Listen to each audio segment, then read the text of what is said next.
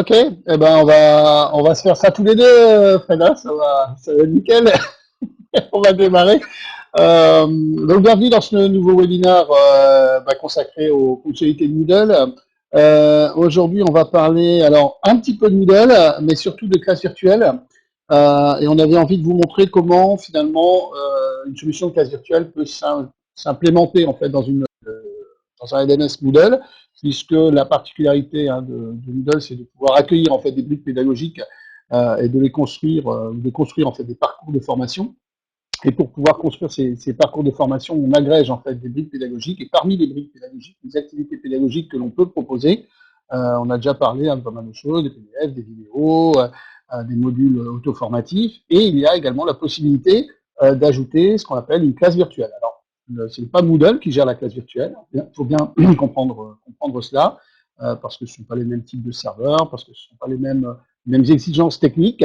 Et donc, on va utiliser en fait un outil tiers, un outil externe de classe virtuelle.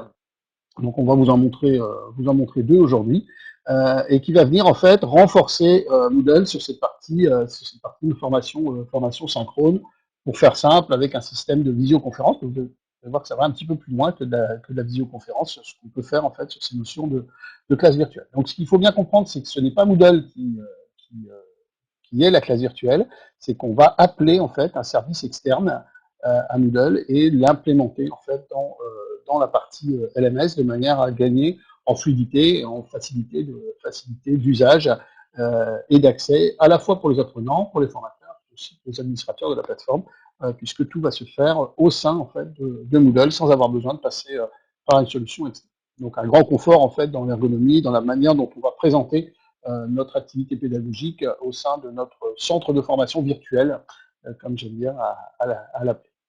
Voilà, Frédéric, du coup, comme tu avais, je crois que Allel, ça va Oui, être compliqué là pour lui d'arriver. Je te laisse prendre la main ouais. sur la première partie de ce qu'on avait prévu, puis je prendrai la main sur la seconde, si ça te va. Ouais, voilà, pas de souci. Du coup, je vais partager mon écran et on va rentrer dans un cours, le cours qui était prévu pour ça. Donc, je vais partager mon écran.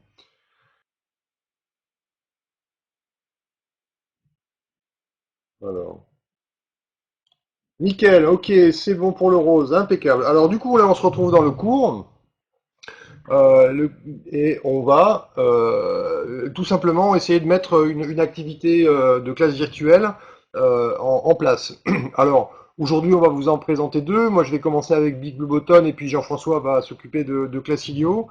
Sur cette plateforme, le Big Blue Button est implémenté et du coup, on va commencer par, bien sûr, activer le mode édition et se retrouver. Voilà, dans Big Blue Button, il y avait déjà des choses, mais c'est pas grave. On va ajouter du coup une activité Big Blue Button. Alors c'est une activité et non pas une ressource, hein. Et je vais cliquer dessus, double-cliquer dessus pour ouvrir la configuration de l'activité. Alors, on peut la paramétrer extrêmement facilement avec un type de conférence. À chaque fois, il y a on n'oublie pas l'aide de Moodle avec les petits points d'interrogation dans les cercles, hein, qui peut être très utile. Alors là, elle est très succincte. On voit, choisissez le type de cette conférence Big Blue Button. Il y a plusieurs types. Ça l'activité avec enregistrement, ça l'activité uniquement ou enregistrement uniquement. On va laisser, on va faire une activité uniquement et on paramètre les items obligatoires pour lancer l'activité. Donc un nom de conférence, hein, on va l'appeler la conf du jour, puisque c'est la conf du jour. Et on peut envoyer une notification, c'est-à-dire informer les participants de la mise en place de cette activité.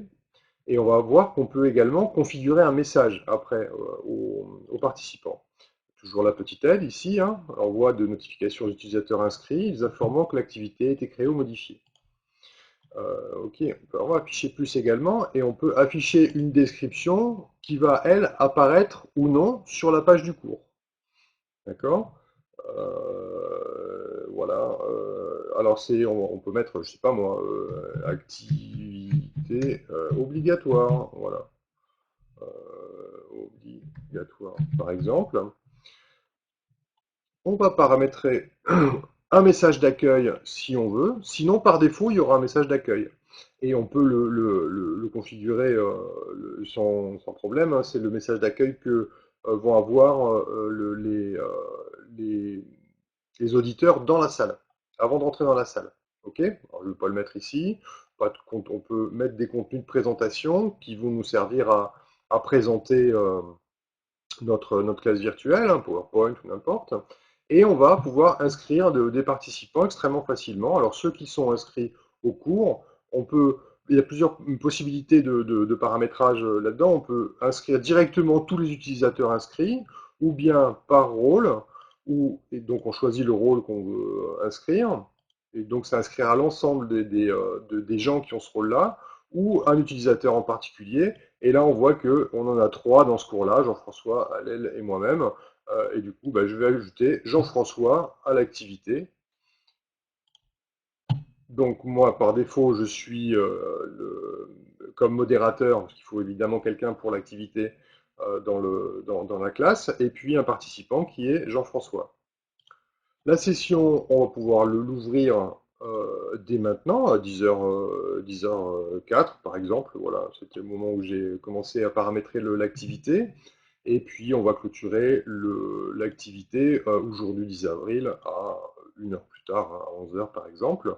Et ensuite, les réglages courants sont des réglages standards de Moodle, hein, l'affichage sur la page de cours, une restriction d'accès en fonction ou d'une date ou bien d'un achèvement d'activité autre, voilà, par exemple, on demande aux auditeurs d'avoir fait un quiz ou bien une autre activité pour pouvoir rentrer dans celle-ci. Celle-ci peut également servir comme achèvement d'activité pour déclencher ensuite une restriction. On peut mettre des tags qui sont des mots-clés, etc. Et puis on peut associer ça à des compétences. Donc vraiment rien de sorcier pour paramétrer une classe virtuelle. J'enregistre et je reviens en cours. Et puis on va voir comment est-ce que c'est sorti. On a la conférence du jour. Alors j'ai pas mis la description sous euh, j'ai pas mis la description affichée. Alors du coup, je le fais tout de suite en cochant la petite case. Je reviens en cours et je devrais avoir ma description qui est là. Voilà, activité obligatoire. Ok? Est-ce que ça va pour l'instant? Le paramétrage, absolument rien de sorcier pour l'instant.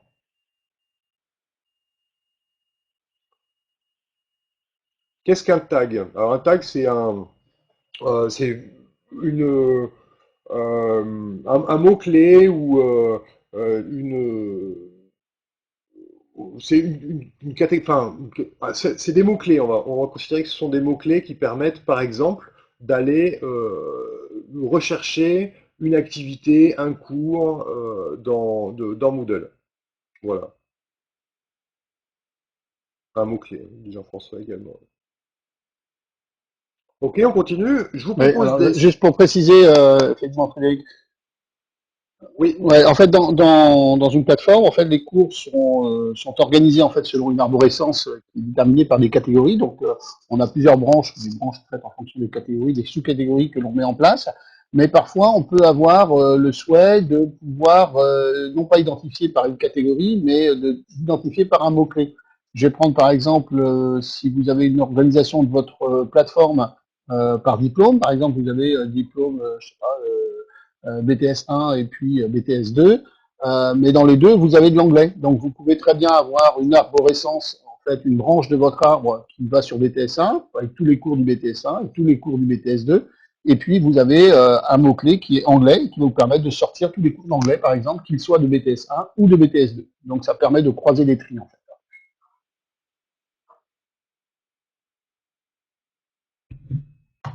ok.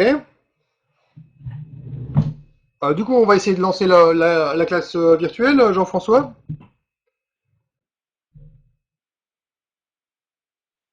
Ouais, ok. Et vas-y, tu me guides. Alors, je rentre dans la session puisqu'elle est ouverte, d'accord?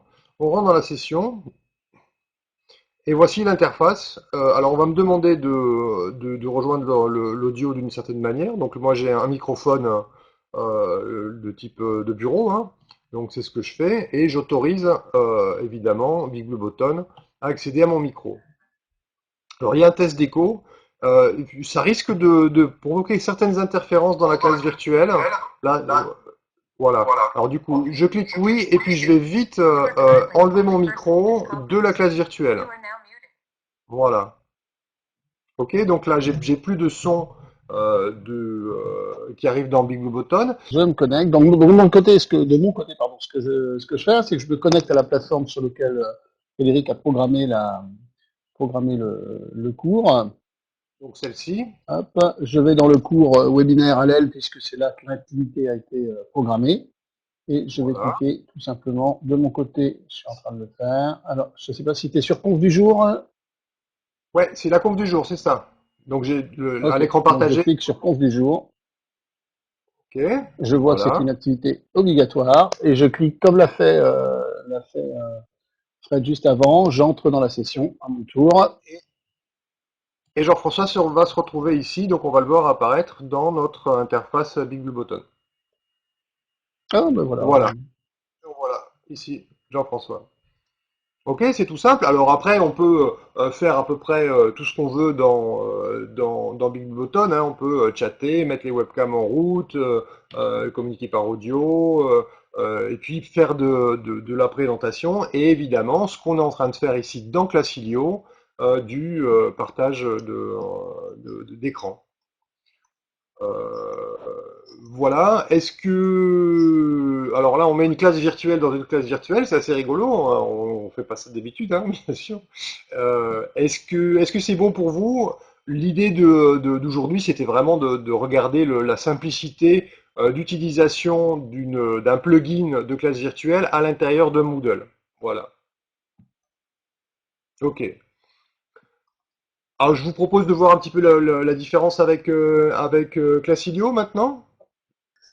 Alors, J'enlève le... pour répondre à la question de Yannick, alors effectivement, c'est ce que j'ai dit tout à l'heure, hein. Il y a Moodle, donc ça c'est ce qui vous permet de construire vos parcours, de charger vos apprenants.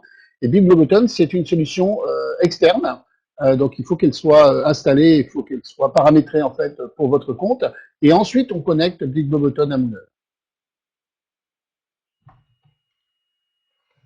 Alors, Alors, il y a un petit truc Véronique, à savoir. il y a, alors, il y a le fait de connecter en fait la solution tierce. Il se peut que vous ayez déjà en fait également le plugin en fait Big Bobleton installé, donc il est prêt à être utilisé, mais pas nécessairement configuré. Donc ça va dépendre de votre interface. Alors comment le connecter? Il faut que vous ayez en fait une solution, enfin un serveur spécifique hein, pour Big Bobleton, et ensuite on connecte les deux. Donc ça nécessite quelques manipulations côté un super administrateur en fait de la plateforme. Alors sur la version gratuite Alors, de Moodle, donc qui est sur la partie Moodle, alors sur Moodle Cloud, Véronique, ou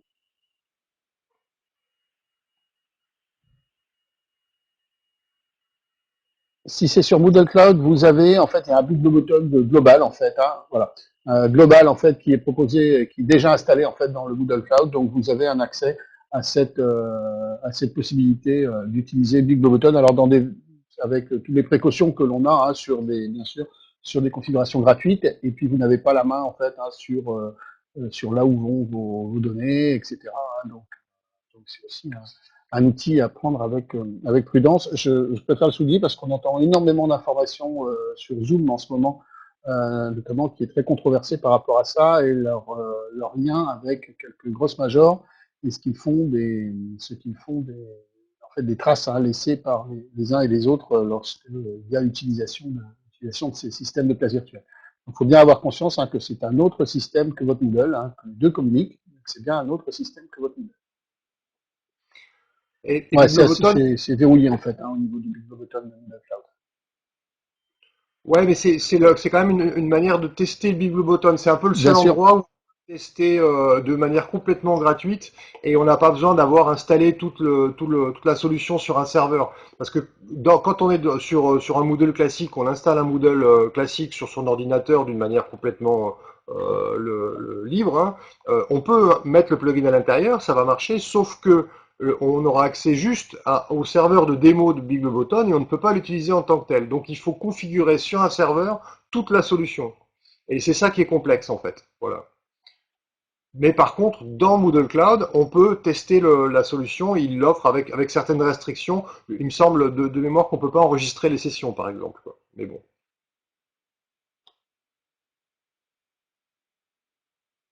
Ah, oui, c'est pour ça Véronique, du qu'on est coup, là chez sur Learning Big, Touch. voilà, c'est pour ça que je leur Ok, alors ce que je vais vous montrer, c'est le pendant en fait. Donc Biblioton, c'est une solution open source, donc qui présente, voilà, que vous avez pu apercevoir et qui présente un certain nombre de fonctionnalités qui sont intéressantes. C'est une solution qui s'avère aussi parfois un petit peu limitée, donc c'est pour ça qu'on utilise par exemple nous, beaucoup plus Classidio pour différentes raisons, hein. Et notamment de stabilité de l'outil, de facilité d'implémentation, de qualité du plugin qui est un petit peu plus importante que ce que l'on a dans BigBloboton. Par contre, c'est une solution payante, mais vous allez voir que ça se configure un peu de la même façon. On va retrouver un peu la même manière de fonctionner que ce que l'on a dans BigBloboton. Alors, c'est mon tour de partager mon écran. Hop. Alors, normalement, vous voyez mon écran. Ça doit être bon, je pense. Oui, ça marche. Et ça Oui. marche. Super. Donc là, vous devez avoir, Isfel écrit. Est-ce que c'est, tu peux me confirmer, Fred? Il y a une photo Oui, oui, de. aucun souci, ça marche très bien. Ok. Donc l'Isfel, hein, c'est un de nos clients centre de formation. Donc ils ont un certain nombre de, voilà, de services. Donc là, on est dans leur page d'accueil en fait de Moodle. Donc avec leur typologie de formation. Ils ont également une application dédiée à Moodle sur les stores et qui permet aux étudiants de se connecter et de retrouver facilement leur cours. Alors, je suis connecté en tant qu'administrateur, hein. Donc je vais aller ici sur un cours. Je vais vous montrer ici. Hop, donc vous voyez qu'on retrouve la logique, hein, que vous avez maintenant l'habitude de découvrir dans Moodle. J'ajoute une activité ou une ressource. Et cette fois-ci, au lieu d'avoir Big Blue Button, je vais choisir via donc la solution Classidio, donc qui est aussi un plugin, hein, qui va permettre de configurer ma classe virtuelle, donc exactement comme Fred l'a fait tout à l'heure avec BiblioBot. Donc je vais retrouver ici le titre de l'activité, hein, donc voilà, ma classe virtuelle. Toc, toc, toc, je vais remettre la description. Alors ici, on va pouvoir jouer sur la durée, bien sûr. Donc, vous voyez qu'il y a des choses qui sont un petit peu différentes, hein, par rapport à BigBloButton. C'est un autre plugin et il y a d'autres fonctionnalités qui sont possibles. Par exemple, le temps minimum requis de présence. Ça va nous permettre de déterminer en fait quand est-ce qu'une personne va être considérée comme avoir assisté à la plateforme. Donc ici, pour pouvoir considérer qu'elle a été configurer la plateforme, enfin, placée dans la classe virtuelle. Donc ici, par exemple, pour considérer qu'elle a suivi la classe virtuelle, on estime que si elle y a passé 30 minutes, elle a été présente. Je pourrais mettre 60 sur 60. Là, on a une petite marge de manœuvre. On peut automatiser aussi l'envoi de courriels de rappel de manière à ce que chaque participant en fait puisse avoir un petit retour. Comme là, ils ont une appli Moodle en plus, ça automatise les envois sur les notifications sur les téléphones portables. Ensuite, on va retrouver un certain nombre de choses, les paramètres de la session. Est-ce qu'on enregistre, est-ce qu'on n'enregistre pas, la qualité d'enregistrement, est-ce que l'on fait par défaut, est-ce que l'on rend les enregistrements publics ou pas, alors que dans BigBloButton, faut redonner un lien. Donc on a un certain nombre, voilà, de fonctionnalités qui sont un peu différentes et qui permettent d'aller plus loin en fait dans le paramétrage. Donc là aussi, l'inscription des participants, elle se fait à partir des participants au cours. Donc je vais pouvoir automatiquement inscrire chacun des participants au cours ou pouvoir avoir l'accès manuel. Pour le reste, hein, on retrouve les différents réglages habituels des activités et des ressources nouvelles. Donc le plugin est plus avancé hein, sur Classilio. Lorsqu'un cours est paramétré, en fait, hein, lorsqu'une classe est paramétrée, je vais vous montrer ce que ça donne. Alors, du coup, je vais quitter ici, je vais quitter le mode édition pour gagner en visibilité. Donc ici, vous voyez qu'on avait, donc c'est une contenu du module et une classe virtuelle, donc c'est un cours d'anglais. Hein. Donc ici, on retrouve le petit picto qui nous indique la notion de classe virtuelle. Donc dans la description, hein, il est précisé, hein, mardi 7 avril. Donc, c'est une classe virtuelle qui a été passée, enfin qui est déjà passée hier. Donc on a les rappels, donc c'était une grosse classe virtuelle, à 240 minutes. Et donc je pense que ça a duré un petit peu moins de temps. Le temps minimum de requis de présence était de 60. L'enregistrement a été désactivé. Donc bien entendu, directement depuis ma plateforme Moodle, je peux gérer le contenu de ce que je vais mettre dans ma classe virtuelle. Donc vous voyez ici hein, que l'enseignant avait choisi un certain nombre de PDF, mais aussi du MP3, comme ça, de langue, je suppose que ça lui permettait de diffuser certaines informations. Ici, je retrouve les 31 participants à ma classe virtuelle qui s'est déroulée hier. Vous voyez, il y a un certain nombre d'absents, mais on a également hein, des temps en fait de présence de chaque participant. Donc ça permet ici bah, de repérer qui a eu un problème. Alors soit c'est un problème de connexion, soit ils ne sont pas venus, c'est possible aussi. Et autre point intéressant avec la Signio, qu'on ne va pas avoir hein, dans Big Globoton, vous voyez, des fonctionnalités qui sont un petit peu différentes. Alors c'est aussi la force des éditeurs, hein, c'est de pouvoir proposer d'autres options, c'est de pouvoir directement hein, avoir en PDF un document qui présente la feuille en fait d'émargement, si on veut, ou la feuille de présence dans la classe virtuelle. Hein, donc ça, c'est assez intéressant. Et puis, bien évidemment, si on veut aller plus loin, on pourra directement se connecter à l'interface d'administration de Classidio pour pouvoir retrouver les enregistrements, toutes les classes qui ont été programmées. C'est-à-dire qu'on a aussi une interface d'administration que l'on n'a pas dans Big Globoton, donc l'outil est bien plus performant, hein, on va dire, même si le fond de l'idée, c'est de retrouver en fait une classe virtuelle. Hein, l'outil en fait et la connexion que l'on a est bien plus performante que ce que l'on a dans un outil de type Biblioboton ou dans une classe de type ou des webinaires très très simples, hein, comme vous pourrez avoir, je sais pas, via Teams ou GoToMeeting ou Zoom, hein, qu'on a évoqué tout à l'heure. Voilà. Donc pour un petit peu le principe ou les deux principes, avec nous, on vous a présenté les deux solutions en fait que l'on préconise auprès de nos clients pour pouvoir réaliser ce type de mise en place.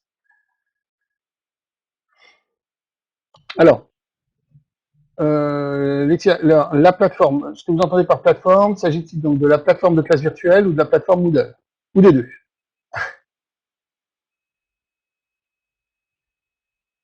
Classidio. Alors, pour Classidio, si vous mettez votre mail, je vais vous mettre en relation avec les personnes de Classidio. Et puis, parce qu'en fait, il y a plein de possibilités en fait, hein, et d'options pour pouvoir voir directement avec eux l'option qui pourrait vous convenir. Si vous mettez votre adresse mail dans le chat, je vous mets en relation tout de suite après le webinaire pour pouvoir faire en sorte que vous puissiez échanger avec eux. Alors, l'intérêt Oui, tout à du fait. plugin qu'on met dans Moodle, Que ce soit dans Classidio ou dans Big Globoton, il y a la possibilité de créer des ateliers pour faire des sous-groupes. Ouais, tout à fait. Ok, c'est parti. Hop. c'est tout l'intérêt, c'est tout l'intérêt du plugin.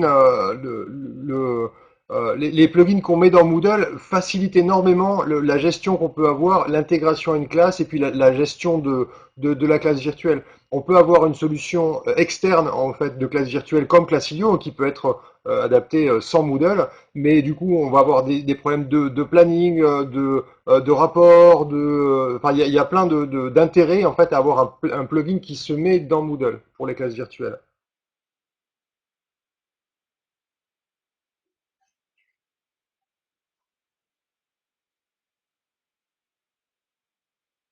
Jean-François, je te laisse répondre à Véronique. Alors, oui, Véronique, alors, ouais, juste, Ah, alors, juste avant, pour répondre à Laetitia, donc, je vous mets en relation je vais vous mettre en relation donc avec Classilio pour voir comment ça peut s'intégrer. Donc, je suppose que vous avez déjà une solution Moodle. Voilà, à voir comment on peut vous accompagner pour la mettre en place. Véronique, si vous avez donc des clients hein, en fait, hein, ou des indépendants pour mettre en place la solution. Euh, à titre d'indépendant, ça peut être un peu casse-pied parce qu'il faut quand même gérer les serveurs, etc. Donc il y a quand même un petit peu de service informatique à avoir. Donc vous n'hésitez pas à à prendre contact avec nous et nous de notre côté, on a un pôle LMS qui pourra s'occuper de ça. Et puis voilà, on vous assistera pour garder en fait la main avec votre client pour apporter la partie conseil pédagogique et nous on pourra s'occuper de la partie technique puisque c'est une partie de nos activités. Donc quand on place un LMS, hein, je le dis fréquemment, nous on s'occupe de la partie technique et nos clients s'occupent de la partie pédagogique. Chacun ce type de prestations que l'on peut proposer.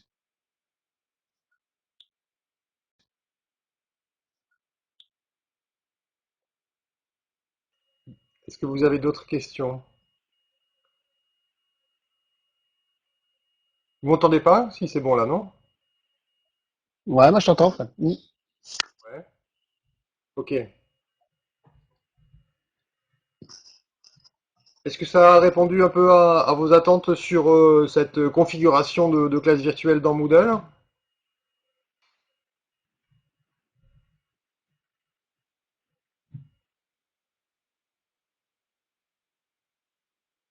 Ok.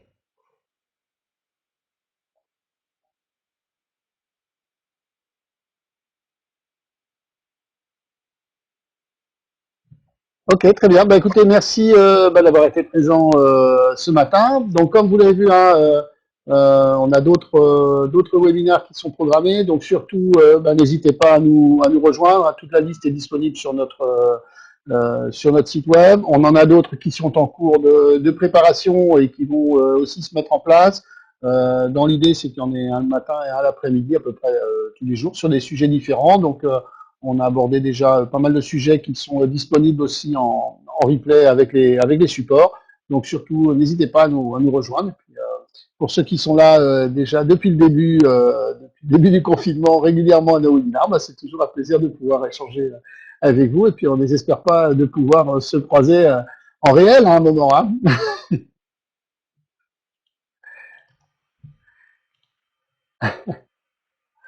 Merci à tous et Laetitia, je ne vous oublie pas. À très bientôt. Au revoir. Merci à vous. Au revoir.